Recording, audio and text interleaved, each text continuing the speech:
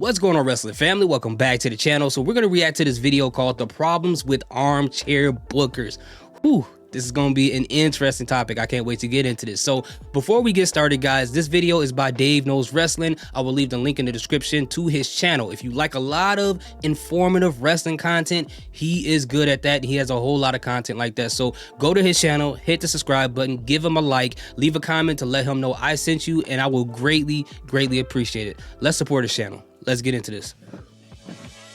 With an entire generation now growing up with fantasy football, GM mode, and the greater internet at large, it's really not all that surprising that there are so many fans out there who think that they could do a better job than upper management when it comes to running some of their favorite franchises. But are they right? Could it be possible that there are many fans out there who are more creative than, well, professional wrestling creative when it comes to writing storylines? Well, the subject has a lot of nuance, and there are a few things to ponder when discussing it, and that is the topic of this episode.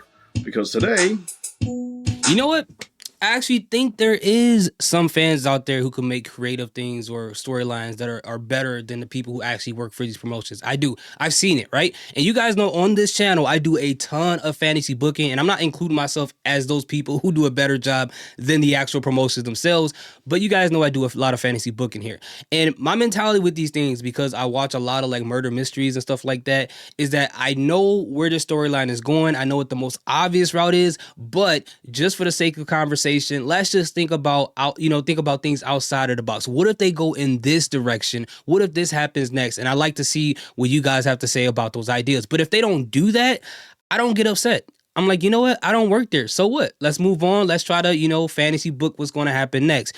But there's some situations for sure. Like most of us wrestling fans do, we'll see something and say, why would they do that? That doesn't make any sense. Like having Damian Priest in that triple threat match at Saturday Night Main Event. I don't agree with that. But I leave it alone and I keep it moving. I don't act like I can do it. It's easier to do their job from where we are sitting. But anyway, let's continue. Armchair booker. Depending on who you are, this may not be the most flattering of terms. And while there's nothing wrong with a little bit of creative exercise and stretching your imagination, there is something to be said about those who really feel entitled to get their way in their entertainment. And also for those who think that they could do a better job than the people who get paid to do it on a regular basis. And with that being said, I think there are more than a few things that a lot of fans don't take into consideration when they're casting from their couch. Interesting choice of words, Dave. Interesting choice of words. Here we have Cody Rhodes defeating Roman Reigns at WrestleMania without Dean Ambrose anywhere in sight. Here we have Roman Reigns winning at War Games without Seth Rollins or The Rock anywhere near the match. And here we have Dominic Mysterio breaking up with Rhea Ripley, and Buddy Murphy had nothing to do with it whatsoever. Now, believe it or not, there were more than a few fans out there who genuinely expected one or all of these outcomes to happen. Really? And I don't mean that they just wanted it to happen, but they really thought that it was going to. And they believed this so much that they were actually genuinely upset when it didn't happen. Hold on. I say some crazy stuff on this channel. I know some stuff I say is bizarre as far as fantasy booking, but I have never heard about the Buddy Murphy being involved with Liv and Rhea and Dominic Mysterio thing. This is the first time I've ever heard of that.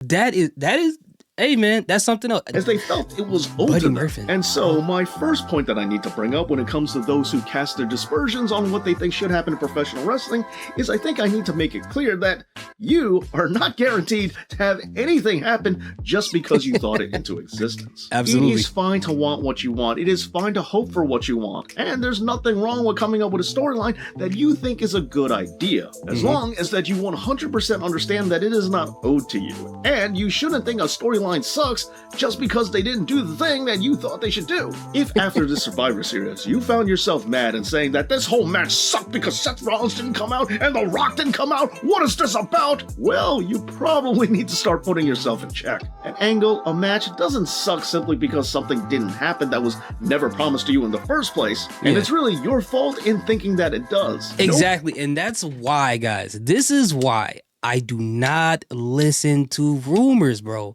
I do not listen to rumors at all. And I told most of you guys who follow me for a long time why, but for people who are new to this channel, this is the reason why.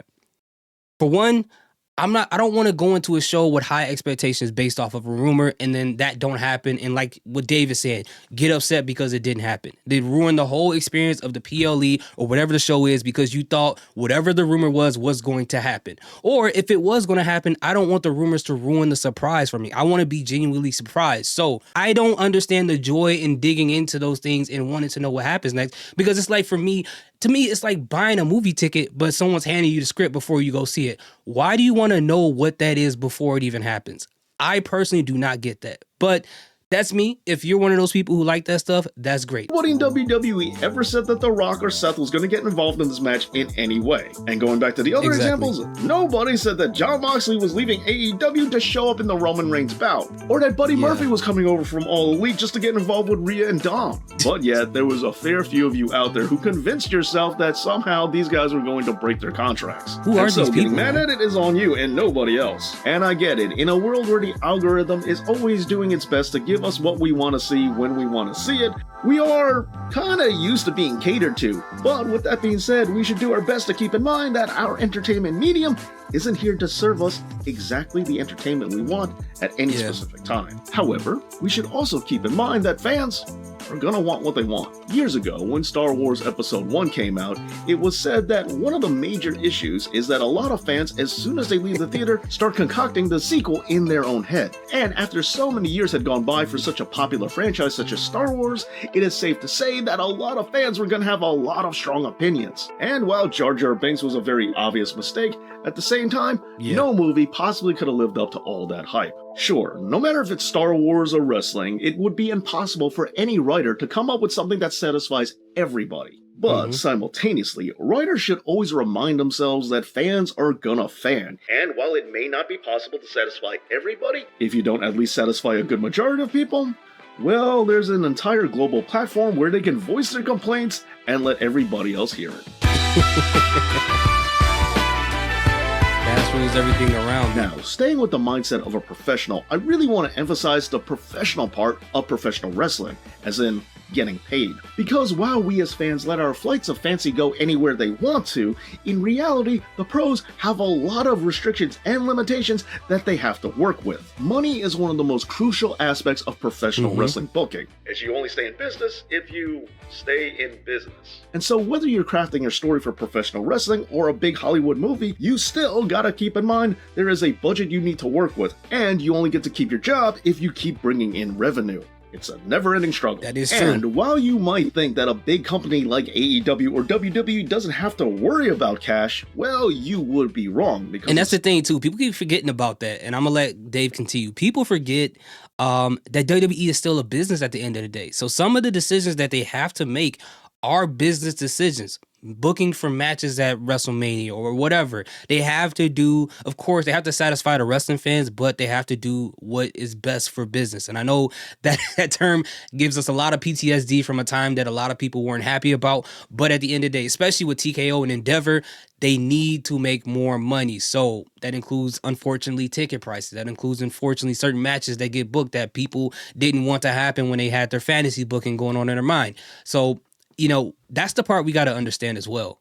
In some ways, it's actually worse for them. Sure, a company that's worth billions of dollars has a lot left in the bank. And while that is true, they also have more expenses and more responsibilities that they have to uphold. For example, WWE, as a large publicly traded company, has a fiduciary responsibility to its shareholders, to its board. And something that I think a lot of fans tend to overlook is that sponsorship is one of the biggest sources of income for any professional wrestling company. And so between your sponsors and your shareholders and your television network, there are a whole lot of people you gotta please before you go around satisfying your own creative endeavors. And the Pitch Black match. The Pitch Black match was obvious. It was obvious what that was for. RP to Bray Wyatt, but, you know.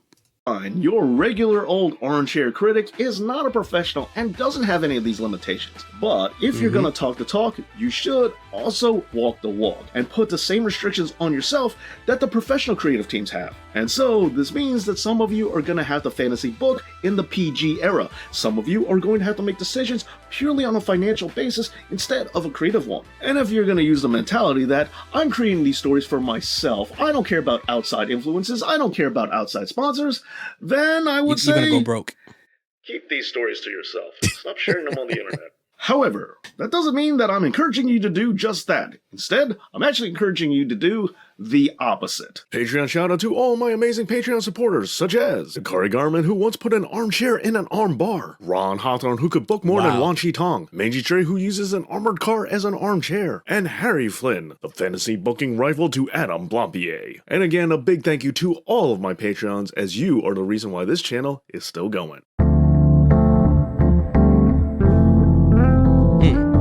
Paraphrase Tony Bourdain, who once said that the problem with the types of Rachel Ray and Sandra Lee is that they don't really teach anyone how to cook. They just make it seem so easy that you feel like hypothetically I could if I wanted to, which you won't. And some would say that some YouTube channels have also contributed to this as well, and not just for cooking, but also for those who want to work behind the scenes of professional wrestling. If you really believe you have a passion for this industry, and if you really think you have a talent when it comes to being creative in professional wrestling, then I say, why don't you find out? Put your money where your mouth is. Okay, fine. I'm not expecting any— And I just want to say this, guys. There was a situation, and I don't want to say this YouTuber's name, but I remember they were ranting about the fact about WWE, and they were telling people, hey, you know what?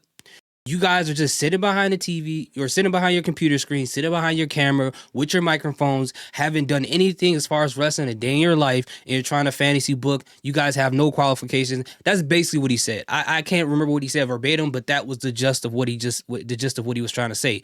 And my question was to him, and it wasn't trying to be argumentative or anything like that. I was like, okay, well, if you feel that way, my question to you would be, since you have that position on what people are saying and doing, and I usually don't respond to people when they say those things, it was just a question. What are your credentials as far as writing and being a part of a wrestling promotion? He just told me, I write every day, I write all day, every day, and he blocked me. That was it. And I didn't mean it in a disrespectful way. I was just trying to figure out, like, why is he going so hard at YouTubers? That was just so weird when he himself was a YouTuber who had a camera and a microphone talking about what he wanted to happen in WWE, and then talking down on people who were doing the exact same thing he was doing. It was so weird. And then there was people in the comments like, yeah, you know, raising their pitchforks like, yeah, you're right about that. You're right about that. And it's so weird sometimes to see how addicting anger is on social media and on YouTube. But you know, to each their own. But for me, I'm not that type of person, so that's probably why I can't understand it.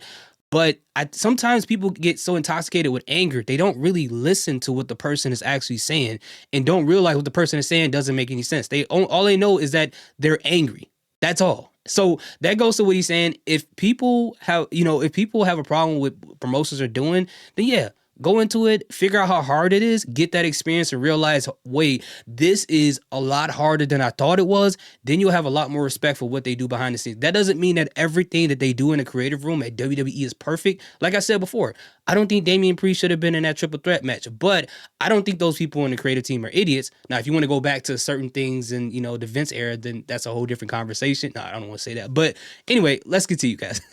I'm rambling. I'm yapping on like crazy, guys. I had coffee. Anybody to take Triple H's job tomorrow. But if you really do love this industry and you love coming up with storyline ideas, then why don't you find out how far you can go with it?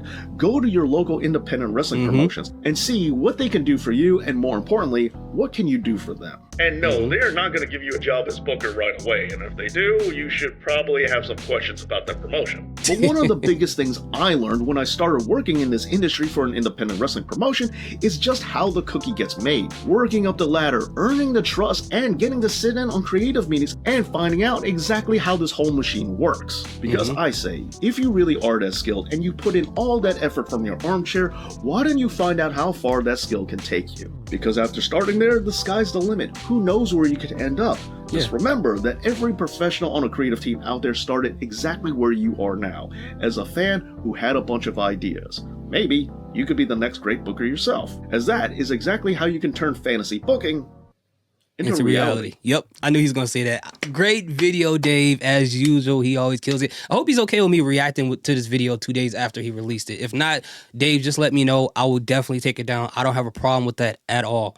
But I saw the title of your video and I knew that you were gonna cook. And yeah, I love what he said here. Now, I'm not saying that people can't have a problem with booking. I don't want people to get that out of what I'm saying. I'm not trying to say that people shouldn't have issues with how WWE does things.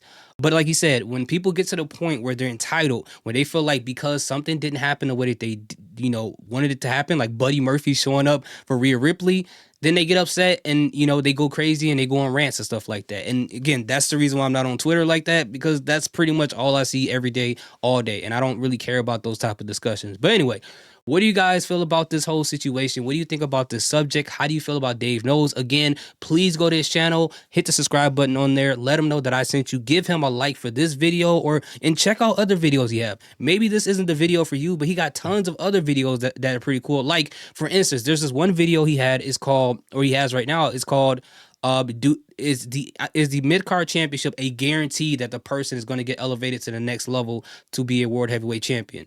That one, he has like data, receipts, diagrams, numbers, and facts and proofs to support what he has to say. It's a very, very interesting video. I hope you guys go ahead and check that out and like it. And also, don't forget, show me some love and sub to this channel as well. Thank you guys so much for watching. Salute, peace, have a great day.